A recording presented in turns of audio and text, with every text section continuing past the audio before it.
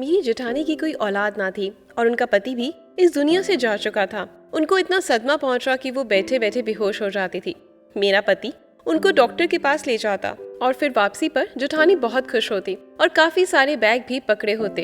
एक दिन जेठानी बेहोश हुई तो मैंने अपने पति से कहा कि आज मैं भी उनके साथ जाऊंगी। ये सुनकर जेठानी को होश आ गया। फिर एक दिन जेठानी को मेरा पति अस्पताल ले गया। जब मैंने पीछा किया तो एक घर लेके गया था मेरा पति जेठानी को। जब मैंने देखा तो मेरा पति जेठानी के साथ आज फिर से मेरी जेठानी बेहोश हो गई। मेरा पति उसे गोद में उठाए गाड़ी में बिठाकर डॉक्टर के पास ले गया। सदमा ही कुछ ऐसा था।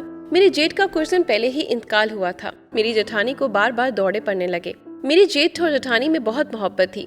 मैंने आज तक कभी उन्हें लड़ते झगड़ते नहीं देखा। जेठ की अचानक से हार्ट फेल हो जाने की वजह से मौत हुई थी। 4 दिन से मेरी जेठानी ने एक नवाला भी नहीं खाया था। मैंने जबरदस्ती उसे कभी दूध पिलाने या फिर कुछ खिलाने पिलाने की कोशिश करी, लेकिन वो साफ मना कर देती। एक अजीब बात ये थी कि वो किसी के हाथ से खाना नहीं खाती, लेकिन जब मेरे पति उन्हें अपने हाथ से खाना खिलाते तो वो खाने लगती।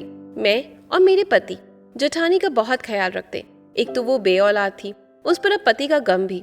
मुझे उसकी हालत पर बहुत अफसोस होता, लेकिन ना जाने क्यों जब से मेरे जेठ का इंतकाल हुआ था वो रोज ही चक्कर खाकर गिर जाती। मेरी मियाँ जी उन्हें डॉक्टर के पास ले जाते। मुझे तो बहुत परेशानी होती। एक तो मेरी जेठानी किसी काम में हाथ नहीं लगाती, सारा काम मैं ही करती। फिर मेरे दोनों बच्चे छोटे थे, उनसे भी मुझे फुर्सत नहीं मिलती। उस पर अब ये आफत मुझ पर टूट पड़ी थी कि जेठानी आए दिन बेहोश हो जाती थी। एक बात जो मुझे बहुत परेशान करने लगी वो ये थी कि मेरी जेठानी मेरे मियाँ से पर्दा नहीं करती थी। हालांकि उनका मायका भी ठीक ठाक पैसे वाला था, लेकिन वो अपने मायके भी नहीं गई थी। कहने लगी मुझे अब हमेशा अपने इसी घर में रहना है। जबकि वो जवान थी, चाहती तो दूसरी शादी भी कर सकती थी, लेकिन वो कहने लगी कि वो मेरे जेठ जमाल के नाम पर ही जिंदगी गुजारेंगी। पहली बार तो मैंने यही सोचा कि वो सदमे में है। जैसे जैसे वक्त गुजरता गया वो ठीक हो जाएंगे, लेकिन अब तो महीना गुजर गया था। अब मेरी जेठानी की हरकतें मुझे कुछ और अजीब लगने लगी। वो पूरा दिन कमरे में बंद रहती। खाना जो था वो नाश्ता मैं उनको कमरे में ही देकर आती। कोई मोहल्ले की औरत उनसे मिलने भी आती तो वो कमरे से नहीं निकलती और मिलने से इनकार कर देती। मुझे जमाल की बात करते हुए दुख होता। अब ये भी नहीं था कि वो हर वक्त रोती रहती, पूरा दिन नॉर्मल ही रहती, लेकिन जैसे ही मेरे पति घर में दाखिल होते वो कमरे से बाहर आ जाती और मेरे पति से लिपट कर रोने लग जाती। कहने लगती तुम्हारा भाई मुझे क्यों अकेला छोड़ दिया, मैं अब किसके सहारे जीऊंगी। मुझे ना जाने क्यों अब जेठानी की बात बुरी लगने लगी थी। अगर उन्हें इतना गम था तो वो मेरे गले लगकर भी रो सकती थी, अपना जी हल्का कर सकती थी। ये कौन सा गम था, मेरे पति के साथ लगकर ही कम होता था। पूरा दिन तो वो भली चंगी रहती, मेरा पति पूरा दिन गायब रहते, भूखे प्यासे थक कर घर लौटते और वो मेरे कमरे से निकलकर उनके गले लगकर रोना शुरू कर देती। साथ ही चक्कर खाकर बेहोश हो जाती। मेरे पति उन्हें गोद में उठाए डॉक्टर के पास ले जाता। जब वापस घर आती तो बिल्कुल ठीक ठाक अपने कमरे में चली जाती। मेरा पति भी बिना नाक मुंह बनाए अपनी भाभी के काम के लिए तैयार हो जाता, और अगर मैं किसी काम के लिए कह देती तो मना कर देता कि अभी थका हूँ, नहीं जा सकता, तुम्हें मेरा एहसास होना चाहिए, सारी जिम्मेदारियां मुझ पर ही आ गई हैं। मैं चुप हो जाती क्योंकि मुझे साफ साफ जवाब दे देता और भाभी को कभी कुछ नहीं कहता। मेरी जेठानी जवान थी, मेरी मियाँ की हम उम्र थी। मेरे जेठ मेरे मियाँ से 6 साल बड़े थे। उनकी शादी के फौरन बाद मेरी सास भी चल बसी थी और ससुर पहले ही जा चुके थे। घर में बस ये 2 भाई ही रहते थे। मुझे भी पसंद करने में मेरी जेठानी आई थी। देखने में मेरी जेठानी बहुत खूबसूरत थी, लेकिन एक आम शक्ल सूरत की मालिक थी। मेरे पति भी काफी हैंडसम थे। वैसे जेठ मामूली शक्ल सूरत के मालिक थे, लेकिन व्यवहार में बहुत अच्छे थे। 4 साल मेरे ससुराल में बहुत अच्छे गुजरे। मेरे जेठ मेरे साथ बिल्कुल छोटी बहनों की तरह व्यवहार करते। मेरी जेठानी से भी वो काफी तहजीब से बात करते। कभी ऐसा नहीं हुआ कि मेरी जेठानी ने कोई फरमाइश मेरे जेठ से की हो और उन्होंने वो पूरी ना की हो। मेरे पति मुझसे शुरू से ही खिंचे खिंचे रहते। शादी की रात मुझे देखकर ना जाने मेरे पति का क्यों मूड ऑफ हो गया था। मुझे सीधे मुंह बात भी नहीं की थी, बस हर वक्त मुझ पर गुस्सा करते रहते। 2 साल के बाद मेरे 2 बच्चे हो चुके थे। मेरी जेठानी बेऔलाद थी, लेकिन अजीब बात ये थी कि उसने कभी भी मेरे बच्चों को पकड़कर प्यार नहीं किया था। क्या था, वरना एक घर में रहते थे। वो औलाद की कमी मेरे बच्चों को प्यार देके पूरा कर सकती थी, लेकिन वे हर वक्त बस खुद पर ही तवज्जो देती। मुझसे बहुत प्यार से बात करती थी और वे घर के कामों की सारी जिम्मेदारी मुझ पर डाल चुकी थी। और खुद कभी जिम जाकर अपनी फिटनेस का ख्याल रखती तो कभी पार्लर जाकर बस अपने हुस्न को चमकाती रहती। मेरे पति मुझसे उखड़े उखड़े रहते। मुझे तो रात को ही तैयार होने की फुर्सत मिलती। पूरा दिन मेरी जेठानी मुझे किचन के कामों में उलझाए रखते। जब मैं रात को तैयार होती तो अरहम कहते, अब तुम्हारे तैयार होने का क्या फायदा, जब मैं आता हूँ तब तो तुम पसीने से सरोबर होती हो। देखकर ही मेरा पूरा मूड खराब हो जाता है। एक तो पहले ही आम शक्ल सूरत की हो, उस पर जब आओ तो तुम बेहाल नजर आती हो। मेरे आने से पहले अपना सब काम खत्म कर लिया करो। भाभी को देखो, भाई के आने से पहले कैसे खुशबू भरी होती हैं। उन्हें देखकर ही दिल बाग बाग हो जाता है। मुझे अरहम की हर बात की नाक गवारी समझ ही नहीं आती। मुझे अरहम की बातों से तकलीफ तो बहुत होती, लेकिन मेरा मसला ये था कि खामोश दबी सी लड़की थी। मुझे ज्यादा चालाकियां नहीं आती थी। मुझे शादी की पहली रात अरहम ने यही कहा था कि मैं उनकी भाभी की कोई बात ना टालूं, कभी उनके साथ बहस ना करूं। मैंने कभी अपनी जेठानी के साथ किसी भी मामले में बहस नहीं की। मेरी रंगत साफ सुथरी थी, लेकिन घर की जिम्मेदारियों में लगकर मुझ पर इतनी फुर्सत ही नहीं मिलती कि मैं अपने पति के घर आने से पहले तैयार होकर बैठ जाया करती। बल्कि अक्सर यही होता कि जब मेरे पति आने का वक्त होता, मैं किचन का काम निपटा कर कमरे में जाने लगती तो मेरी जेठानी तैयार होकर अपने कमरे से निकलती और मुझसे कहती, शिजा तुमने सलाद तो बनाया ही नहीं। तुम्हें पता है ना अरहम को सलाद कितना पसंद है, चलो पहले सलाद बना लो। कैसी बीवी हो तुम, अपने पति की पसंद नापसंद का तुम्हें पता ही नहीं। मुझे देखो, जमाल के साथ साथ अरहम की पसंद नापसंद का भी मुझे अच्छी तरीके से पता रहता है। मैं सलाद बनाने लगती। जैसे अरहम घर लौटते मेरी भाभी फौरन से घर का दरवाजा खोलकर मुस्कुराकर अरहम को सलाम करती। अरहम भी मुस्कुराकर जवाब देते, ये भी कहते कि भाभी आज तो आप बहुत अच्छी लग रही हैं। थोड़ा बहुत मेकअप करने की तमीज शिजा को भी सिखा दे।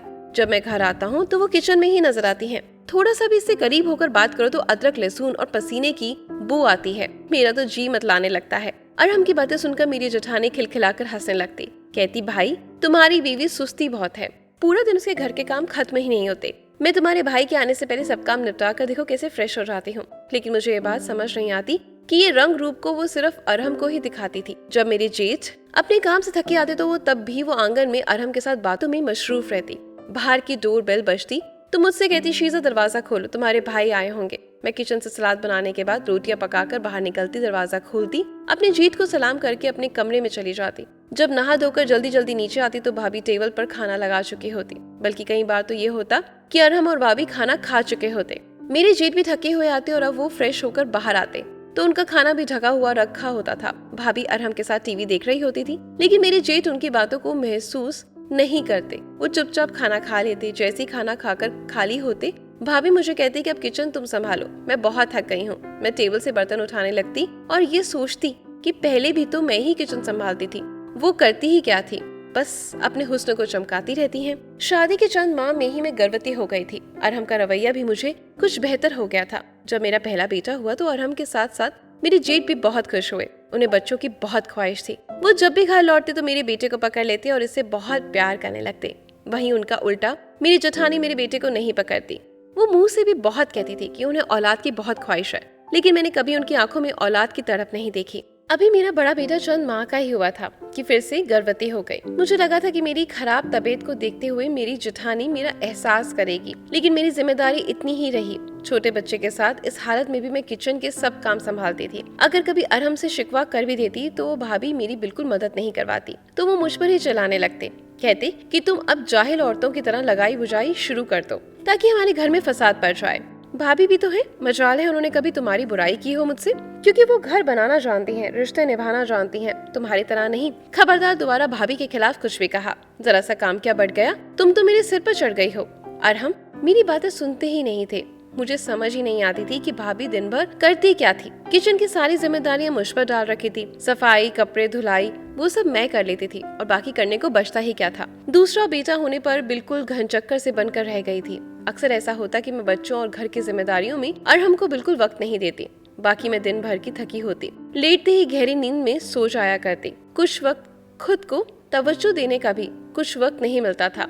और अजीब बात तो ये थी कि अरहम ने मुझसे शिकायत करना छोड़ दिया था। मुझे तो यही लगा कि अरहम मेरी मजबूरी देखकर मेरा एहसास कर रहे हैं, लेकिन हकीकत कुछ और ही थी। चंद माह पहले की बात है। मेरे जेठ जब बहुत चुपचाप रहने लगे थे और सिगरेट भी बहुत ज्यादा पीने लगे थे। सिगरेट वो तब भी पीते थे, लेकिन कभी कभी।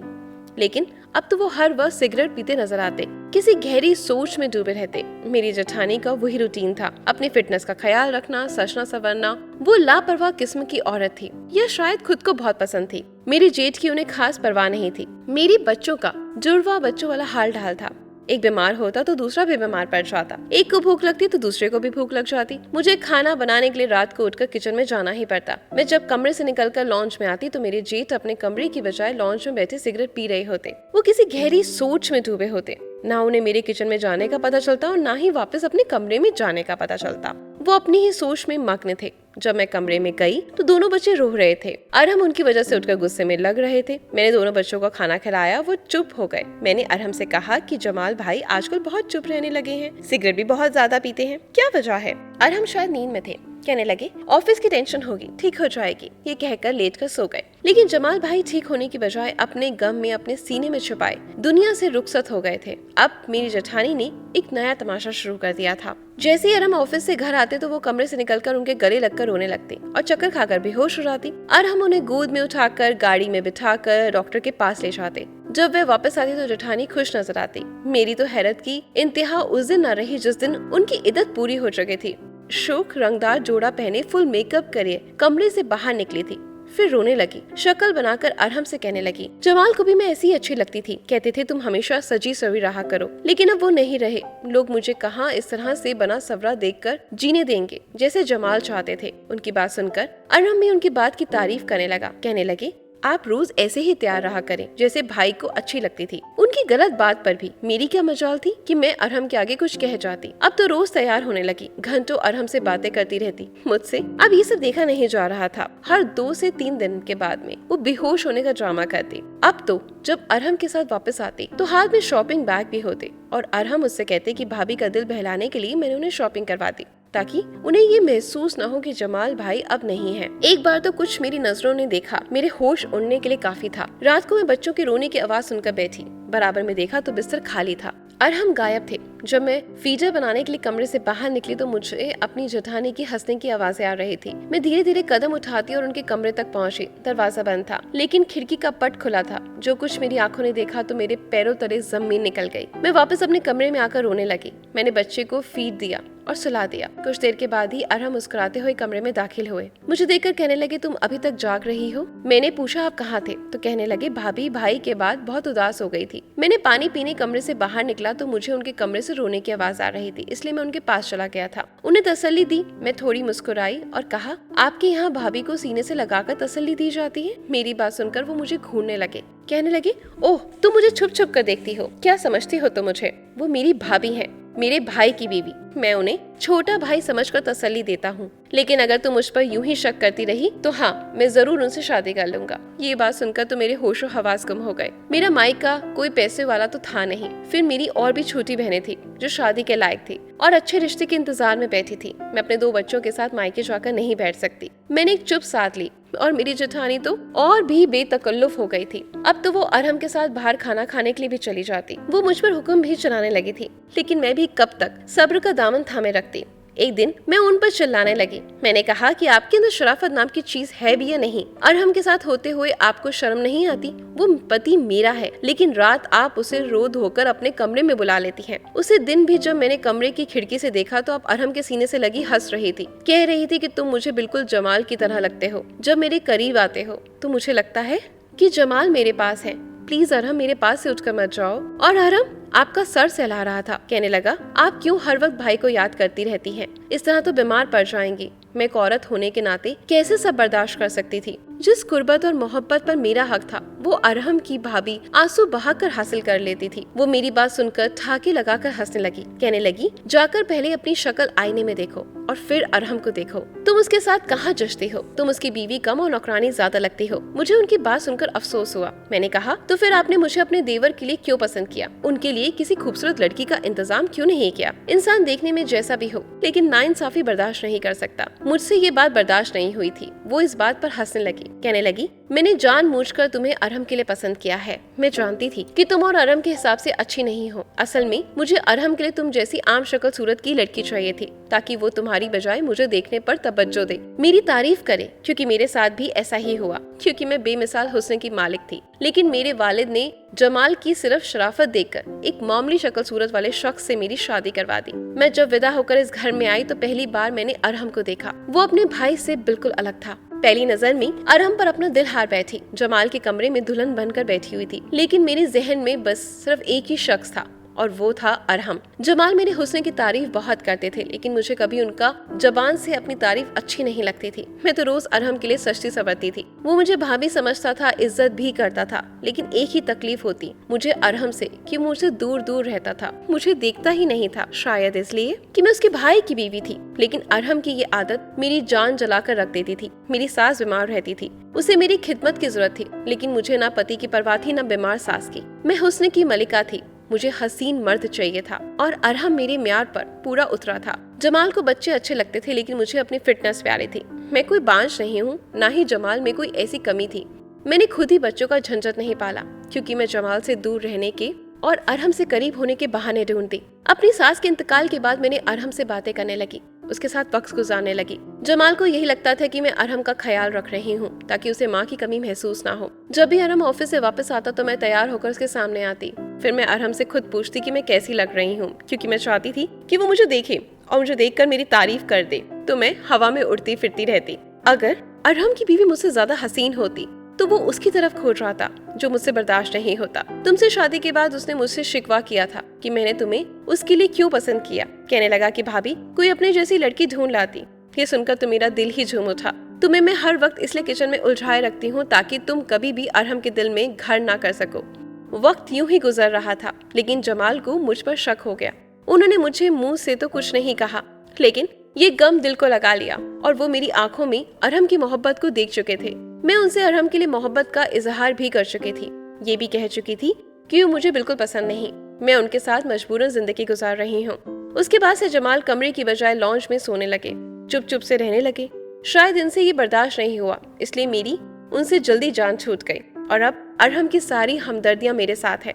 वो दिन दूर नहीं जब मैं और अरहम दोनों शादी करेंगे, तुम्हें धक्के देकर इस घर से बाहर निकालेंगे। मैं हैरत से फटी फटी आंखों से अपनी जेठानी की गंदे इरादे सुन रही थी। जब बाहर का दरवाजा खुला, देखा अरहम बड़े गुस्से से अंदर दाखिल हुआ और एक जोरदार तमाचा मेरी जेठानी के मुंह पर मारकर कहने लगा कि मैं आपको अपनी बड़ी बहन समझता था, और आप ऐसी घटिया सोच रखती हैं।